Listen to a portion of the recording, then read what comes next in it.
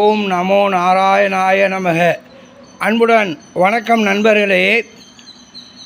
இந்த நம்முடைய மாண்புமிகு தமிழக முதல்வர் திரு மு.க. ஸ்டாலின் அப்பா அவர்கள் மகளிர் உரிமை தொகைன்னு 1000 ரூபாய் கொடுத்துக்கிட்டு இருக்காரு.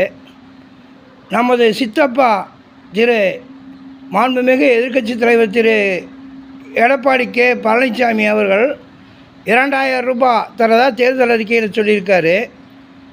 நம்முடைய அண்ணன் தமிழக தற்குறிகள் வெற்றி கழகத்தினுடைய தலைவர் திரு விஜய் அவர்கள் 2500 தரேன்னு இருக்கார். தவிர விஜய் அவர்கள் திமுகவை காப்பி அடித்து சிங்கப்பெண் திட்டம், அன்னபூர்ணா சூப்பர் 6 திட்டம், அப்புறம் அண்ணன் திட்டம், தாய் மாமன் திட்டம், இப்படியெல்லாம் புதுசாக திட்டங்களை போட்டு 5000 ரூபாய் மகளிர் சுய உதவிக்குழுக்கு தர்றேன், 5 லட்சம் 50 லட்சம் கடன் தள்ளுபடி பண்ணுற விவசாய கடன், நான் முதல்வரானால் அப்படி இப்படின்னு புருடாக கதையெல்லாம் விட்டுக்கிட்டு இருக்கிறாங்க. அன்பான அரசியல் கட்சி தலைவர்களுக்கு வணக்கம். ஏன் இப்படி சிரமப்படுறீங்க? ஒவ்வொரு திட்டங்களாக கண்டுபிடிச்சிக்கிட்டு பேசாமல் என்ன பண்ணுங்க, எல்லாருக்குமே தமிழ்நாட்டில் உள்ள ஆண் பெண் 60 வயசு கீழே உள்ள எல்லாருக்கும் மாதம் 15000னு சம்பளம் கொடுத்துருங்க. சம்பளம் ஃபிக்ஸ் பண்ணிங்க. எதுக்கு சம்பளம்னா, வேலைக்கு போனால் தான் சம்பளம் கொடுப்பாங்க. இங்கே வேலை செய்யாமல் இருக்கிறதுக்கு 15000 ரூபா சம்பளம். எப்படி ஐடியா? நல்ல ஐடியா இல்லைங்க. 60 வயசுக்கு மேற்பட்டவங்களுக்கு 10000 கொடுத்துருங்க. ஆண் பெண்ணுக்கு 60 வயசு கீழே இருக்கவங்களுக்கு 15000 கொடுத்துருங்க. அந்த காசு எங்கே போயிட போகிறது?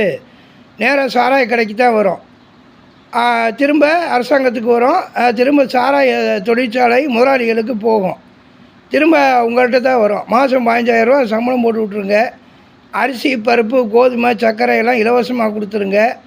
யாரும் வேலைக்கு போக வேணாம். சாராயம் குடிச்சு மண்டை மூளை மலங்கி போயிடும், சோம்பேறிகளாகிடுவாங்க மக்கள்.